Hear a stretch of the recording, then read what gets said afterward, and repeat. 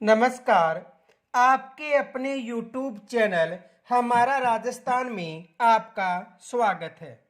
आज का जो हमारा टॉपिक है वो है अरब सागर की नदियाँ।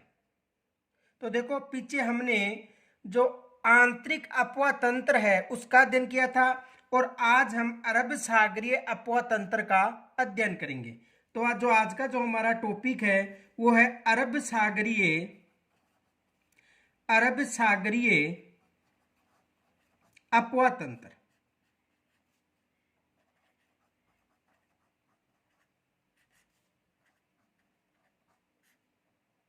अरब सागरीय अपवाह तंत्र जो आज का हमारा टॉपिक है वो है अरब सागरीय अपवाह तंत्र। यानी अरब सागरीय अपवाह तंत्र किसे कहते हैं?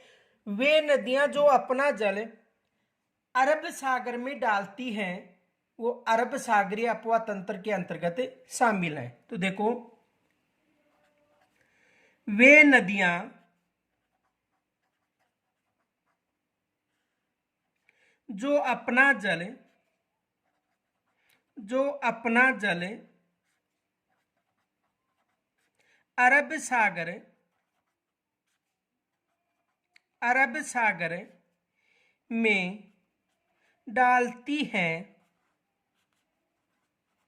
वे अरब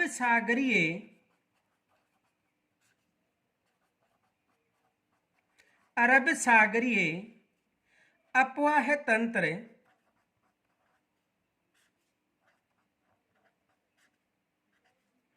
की नदियां। यानी वे नदियां जो अपना जल अरब सागर में डालती हैं वे अरब सागरीय अपवाह तंत्र में शामिल हैं।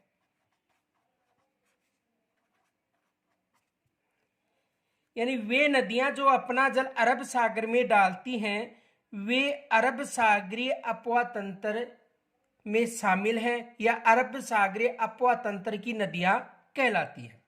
अब देखो, या अरब सागरीय अपवाह तंत्र की नदियां कहलाती हैं। तो देखो,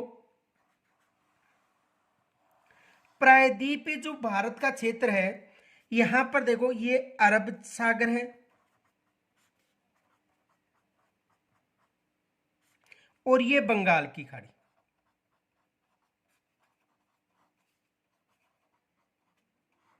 तो जो नदियां अपना जल अरब सागर में डालती हैं वो अरब सागरीय अपवाह तंत्र में शामिल है और जो अपना जल बंगाल की खाड़ी में डालती है वो बंगाल की खाड़ी के अपवाह तंत्र में शामिल है। इस क्षेत्र में अरब सागर में जो नदियां हैं अपना जल डालती हैं वो प्रमुख नदियां देखो, एक तो है लूनी नदी,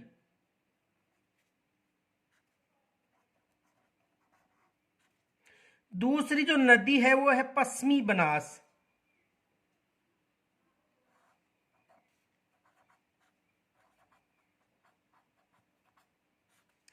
तीसरी जो नदी है वो है साबरमती,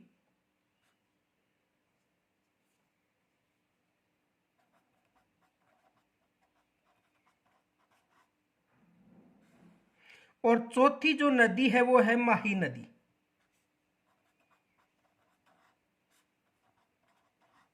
देखो, अरब सागरीय अपवाह तंत्र में लूनी नदी, साबरमती, माही व पश्चिमी बनास नदियां अपना जल घेरती हैं और ये अरब सागरीय अपवाह तंत्र में शामिल है। तो वे नदियां जो अपना जल अरब सागर में डालती हैं वो अरब सागरीय अपवाह तंत्र में शामिल है या अरब सागरीय अपवाह तंत्र की नदियां कहलाती है। तो देखो, अरब सागरीय जो अपवाह तंत्र है उसकी जो प्रमुख नदियां हैं तो इनमें देखो, नोट, अरब सागरीय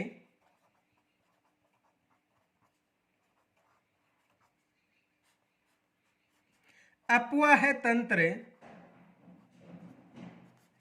अरब सागरीय अपवाह तंत्र में पश्चिमी बनास, साबरमती, लूनी व माही अरब सागरीय अपवाह तंत्र में पश्चिमी बनास, साबरमती, लूनी व माही तथा इनकी सहायक नदियां, इनकी सहायक नदियां अपना जल लाकर घेरती है। तो अरब सागरीय अपवा तंत्र में तो पश्चिमी बनास हो गई, साबरमती, लूनी, माही व इनकी सहायक नदियां। एक विशेष याद रखने, यहां से एग्जाम में प्रश्न बन सकता है, अरब सागर की जितनी भी नदियां हैं वो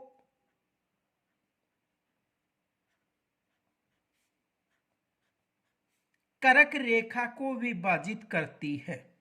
यह विशेष याद रखना, कर्क रेखा। देखो आंतरिक अपवा तंत्र की नदियां कर्क रेखा को विभाजित नहीं करती हैं। अरब सागर की जितनी भी नदियां हैं वो कर्क रेखा को विभाजित करती है, लेकिन जो बंगाल की खाड़ी की जो नदियां हैं, चंबल और उनकी कुछ सहायक नदियों को छोड़कर शेष नदियां कर्क रेखा को विभाजित नहीं करती हैं। एग्जाम में यहां से प्रश्न बन सकता है, देखो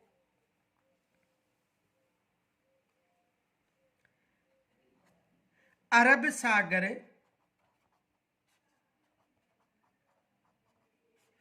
की अरब सागर की राजस्थान में बहने वाली अरब सागर की राजस्थान में बहने वाली सभी नदियां, इनमें देखो इनकी सहायक नदियों को छोड़कर सभी प्रमुख नदियां, सभी प्रमुख नदियां जिनमें देखो कौन कौन सी हैं, लूनी, साबरमती, पश्चिमी बनास व माही। प्रमुख नदियां देखो अरब सागर की राजस्थान में बहने वाली प्रमुख नदियां, सभी नहीं आएगा, प्रमुख नदियां लूनी, साबरमती, पश्चिमी बनास व माही कर्क रेखा को विभाजित करती है, कर्क रेखा को विभाजित करती है।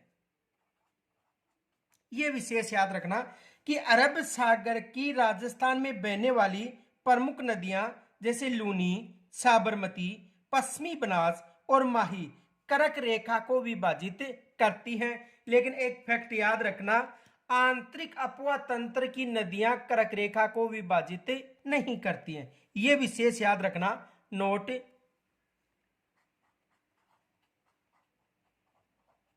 आंतरिक अपवा तंत्र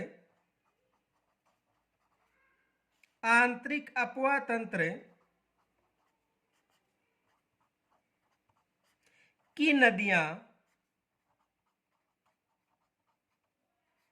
कर्क रेखा को विभाजित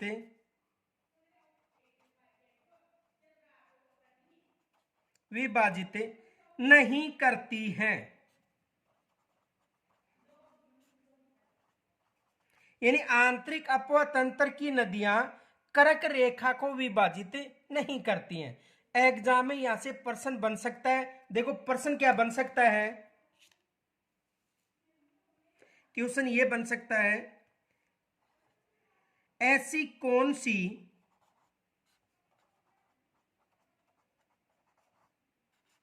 नदी है जो कर्क रेखा को विभाजित नहीं करती है, विभाजित नहीं करती है। ऐसी कौन सी नदी है जो कर्क रेखा को विभाजित नहीं करती है। देखो ऑप्शन मिल सकता है, ए में घग्गर, बे में चंबल, सैमे पश्चिमी बनास और दमे माही। तो इन नदियों में देखो केवल घग्गर नदी है, वो नदी ही कर्क रेखा को विभाजित नहीं करती है, बाकी चंबल भी करती है, पश्चिमी बनास फिर माही कर्क रेखा को 2 बार विभाजित करती है। ये विशेष याद रखना। तो कौन सी नदी आएगी? घग्गर नदी, ये विशेष याद रखना। तो वे नदियां जो अपना जल अरब सागर में डालती हैं, अरब सागरीय अपवा तंत्र में शामिल होती हैं, और वे नदियां जो अपना जल बंगाल की खाड़ी में डालती हैं, बंगाल की खाड़ी के अपवा तंत्र में शामिल होती हैं। तो अरब सागरीय अपवा तंत्र की जो प्रमुख नदियां हैं, पश्चिमी बनास, साबरमती, लूनी और माही। एक विशेष ये फैक्ट विशेष याद रखना, आंतरिक अपवा तंत्र की नदियां कर्क रेखा को विभाजित नहीं करती हैं, और ये ऐसा प्रश्न भी बन सकता है। तो इसमें विशेष याद रखना, घग्गर जो आंतरिक अपवा तंत्र की नदी है, कर्क रेखा को विभाजित नहीं करती है। जो नदियां अरब सागर में जल डालती हैं वो कर्क रेखा को विभाजित करती हैं, ये विशेष याद रखना। आगे देखो,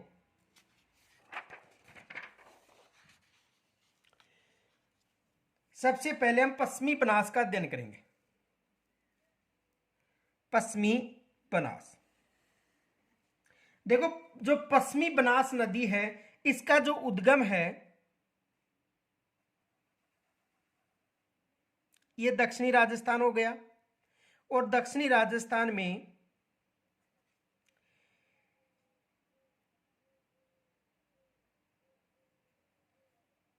ये सिरोही है।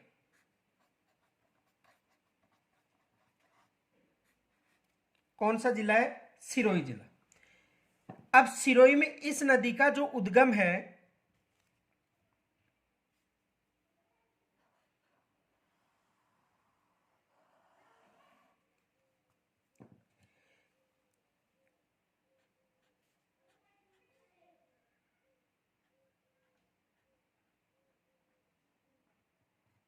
देखो ये कर्क रेखा है, और कर्क रेखा यहां से गुजरती है।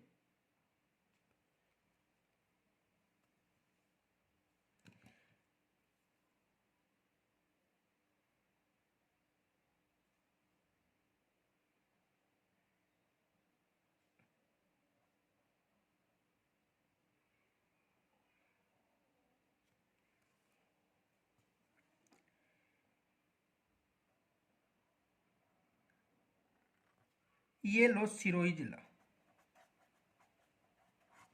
ये सिरोही जिला हो गया, ये अरब सागर,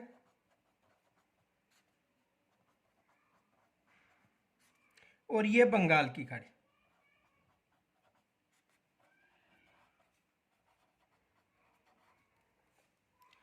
अब देखो सिरोही में यहां से पश्चिमी बनास का उद्गम होता है, यहां से पश्चिमी बनास का उद्गम होने के पास में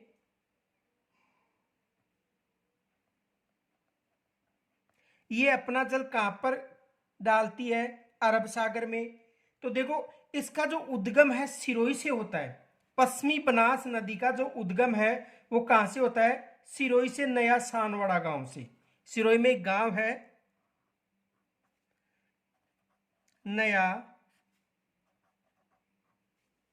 सानवाड़ा, नया सानवाड़ा गांव से इसका उद्गम होता है।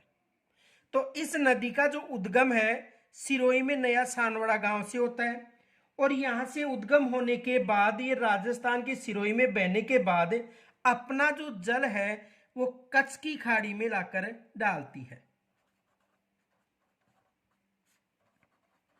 कच्छ की खाड़ी में अपना जल कहां पर लाकर डालती है? कच्छ की खाड़ी में। और ये किससे विभाजित होती है? कर्क रेखा से। यहां तक समझ में आ गया होगा। इसका जो उद्गम है सिरोही में होता है, नया सानवाड़ा गांव से होता है, और इसका जो समापन है कच्छ की रण में होता है, न कि खंबात की खाड़ी। तो कच्छ की रण कहां पर है? अरब सागर में। अब देखो इसे, ये जो क्षेत्र है सिरोही,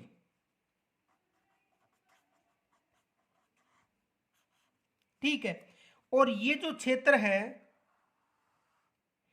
ये खंबात की खाड़ी है,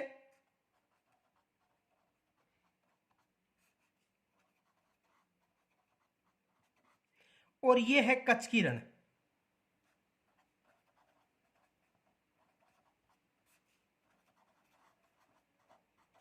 और ये संपूर्ण क्षेत्र कौन सा? अरब सागर।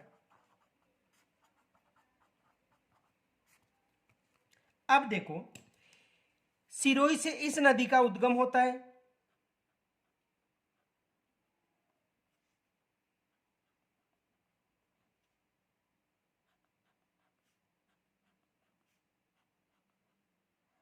और सिरोही से जहां से उद्गम होता है उस स्थान का नाम है नया सानवाड़ा गांव।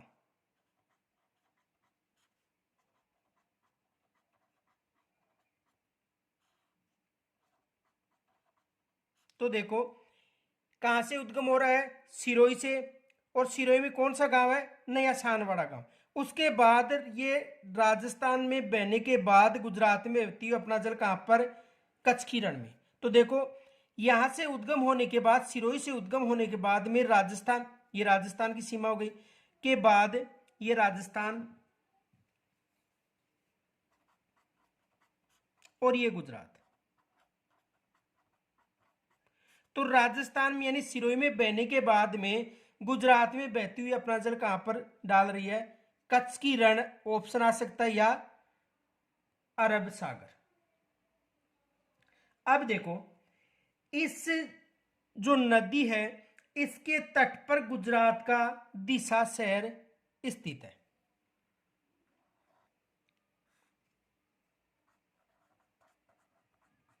दिशा शहर, और दिशा शहर गुजरात। तो गुजरात का जो दिशा शहर है वो किस नदी के तट पर स्थित है? पश्चिमी बनास नदी के तट पर। एग्जाम में यहां से प्रश्न बन सकता है कि जो गुजरात का दिशा शहर है वो किस नदी के तट पर स्थित है? पश्चिमी बनास नदी के तट पर। और ये नदी किसे विभाजित करती है? कर्क रेखा को विभाजित करती है। कहां पर? गुजरात में। तो देखो,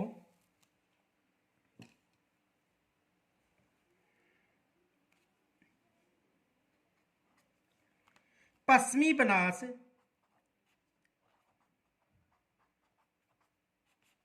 नदी का उद्गम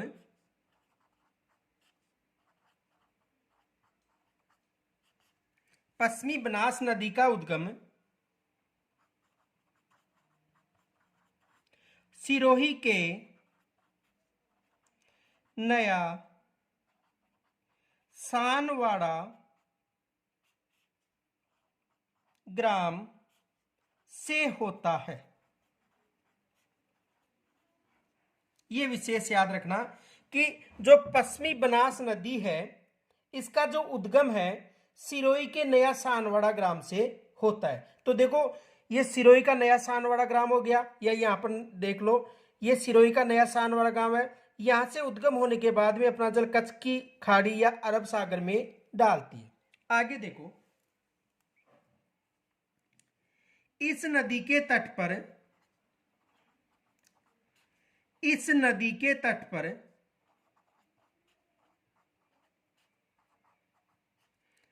चंद्रावती सभ्यता,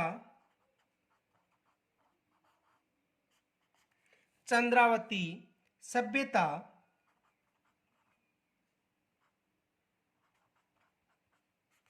विकसित हुई है।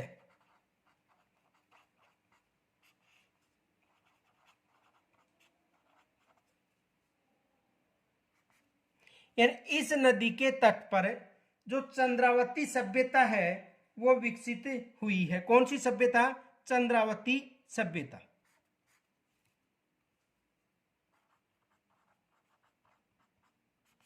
इस नदी के तट पर चंद्रावती सभ्यता विकसित हुई है। एग्जाम में यहां से भी प्रश्न बन सकता है कि चंद्रावती सभ्यता किस नदी के पेटे पर विकसित हुई है? तो किस नदी के पेटे पर? पश्चिमी बनास नदी के पेटे पर विकसित हुई है। आगे देखो,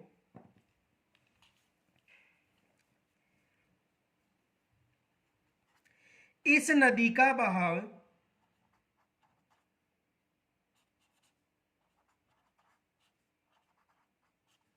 इस नदी का बहाव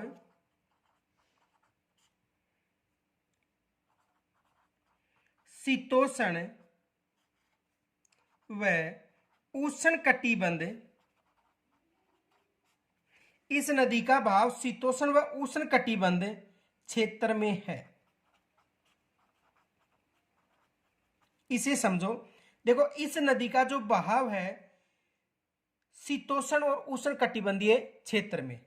देखो, कर्क रेखा से जो दक्षिणी क्षेत्र है, यानी कर्क रेखा का मतलब 23.5 डिग्री उत्तरी अक्षांश, तो 23.5 डिग्री उत्तरी अक्षांश से लेकर 0 डिग्री तक ये जो क्षेत्र उष्ण कटिबंध का है, और ये क्षेत्र कौन सा है? उपोष्ण। कर्क रेखा से ऊपर का जो ये क्षेत्र है, ये कौन सा कटिबंध है? उपोष्ण या शीतोष्ण। और ये कौन सा कटिबंध है? उष्ण। उपोष्ण या शीतोष्ण कटिबंध, और ये कौन सा कटिबंध हो गया? उष्ण। तो देखो, इस नदी का जो बहाव क्षेत्र है वो उपोष्ण या शीतोष्ण व उष्ण कटिबंधीय क्षेत्र में। ये विशेष याद रखना। इस नदी का जो बहाव क्षेत्र है वो उष्ण या उपोष्ण, या देखो उपोष्ण भी आ सकता है, शीतोष्ण भी, एक ही बात है। तो शीतोष्ण और उष्ण कटिबंधीय क्षेत्र में। आगे देखो,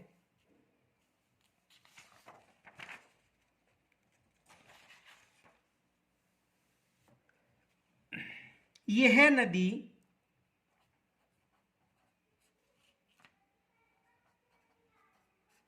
सिरोही से निकलने के बाद,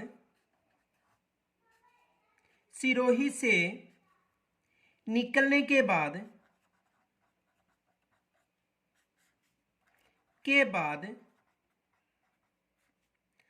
अपना जल गुजरात के, यानी सिरोही, सिरोही का मतलब राजस्थान, सिरोही से निकलने के बाद गुजरात के बनासकांठा जिले में प्रवेश करती है। गुजरात के बनासकांठा जिले में प्रवेश करती है।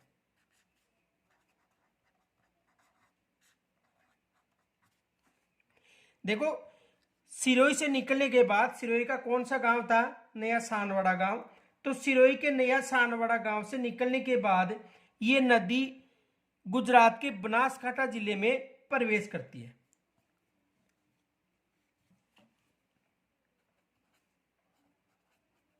गुजरात में बहती हुई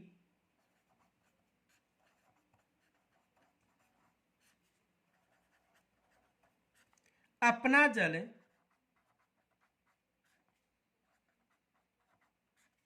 कच्छ की रण या कच्छ की खाड़ी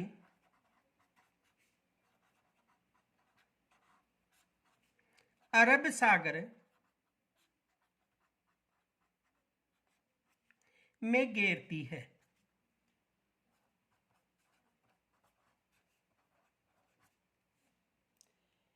या अरब सागर में डालती है। देखो, गुजरात में बहती हुई अपना जल कच्छ की खाड़ी अरब सागर में घेरती है या डालती है। आगे देखो, इस नदी के तट पर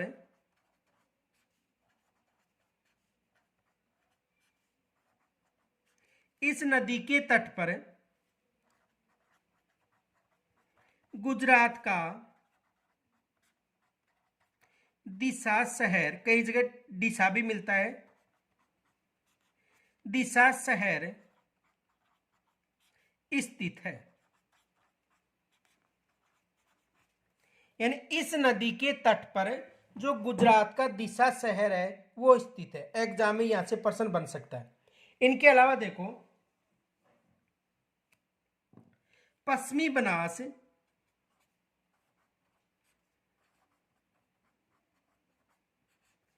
की प्रमुख सहायक नदी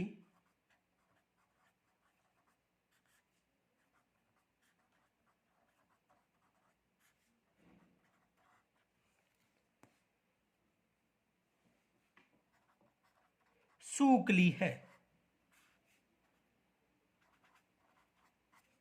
पश्चिमी बनास की प्रमुख जो सहायक नदी कौन सी नदी है?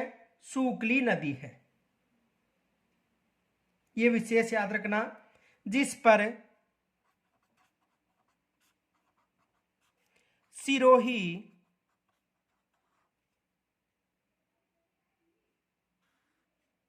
में सूकली सेलवाड़ा परियोजना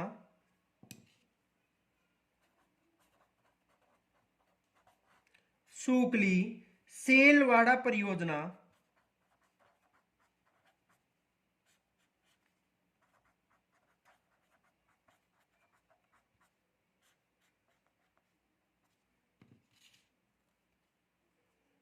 का निर्माण किया गया है।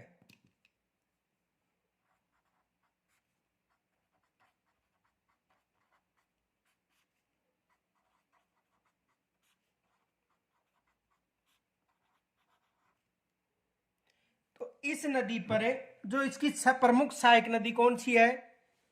सूकड़ी नदी। और सूकड़ी नदी पर सिरोही में सेलवाड़ा परियोजना का निर्माण किया गया है। तो देखो यहां से प्रमुख प्रश्न बन सकता है, विशेष याद रखना। देखो एक तो ये क्वेश्चन बन सकता है, पश्चिमी बनास नदी के तट पर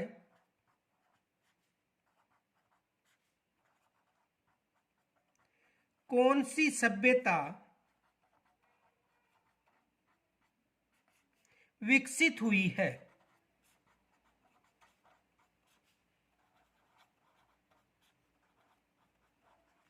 एक तो यह प्रश्न बन सकता है कि पश्चिमी बनास नदी के तट पर कौन सी सभ्यता विकसित हुई है। तो इस नदी के तट पर कौन सी सभ्यता विकसित हुई है? चंद्रावती सभ्यता सिरोही में।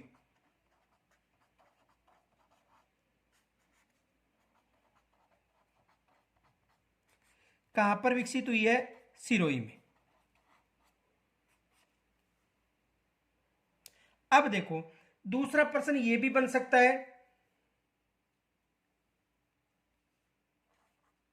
बनास बांध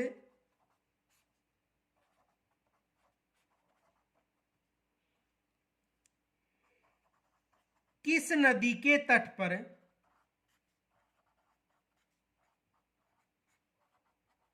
निर्मित है?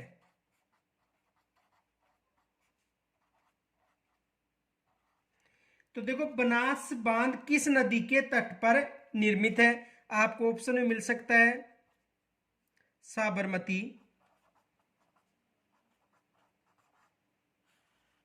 दूसरा मिल सकता है पश्चिमी बनास, तीसरा मिल सकता है बनास, और चौथा मिल सकता है लूनी। तो देखो जो बनास बांध है वो किस नदी के तट पर निर्मित है? पश्चिमी बनास ने की बनास नदी के तट पर। किस नदी पर? बनास पर। देखो बनास बांध किस नदी के तट पर निर्मित है या किस नदी पर निर्मित है? किस नदी के तट यानी किस नदी पर या तट पर निर्मित है? तो किस नदी पर? पश्चिमी बनास पर, न कि बनास पर। यहां पर एक फैक्ट याद रखना, बनास नदी पर बीसलपुर बांध निर्मित है।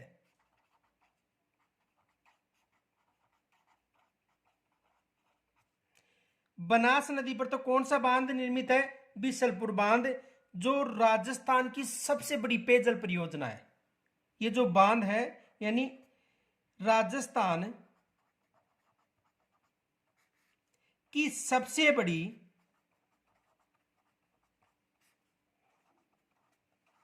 पेयजल परियोजना।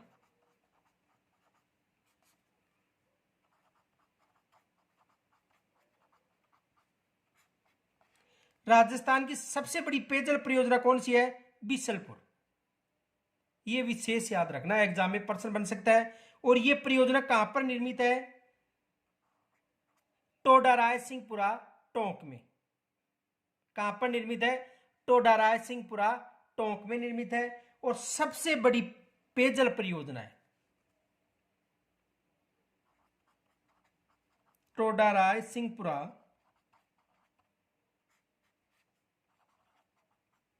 कहां पर? टोंक में निर्मित है। यह विशेष याद रखना। तो बनास बांध पूछे तो केवल पश्चिमी बनास बताना है, और यदि बनास नदी पर पूछे तो कौन सा बताना है? बिशलपुर बांध। यहां तक समझ में आ गया होगा। यदि कोई समस्या हो तो कमेंट्स के द्वारा जरूर बताना। धन्यवाद।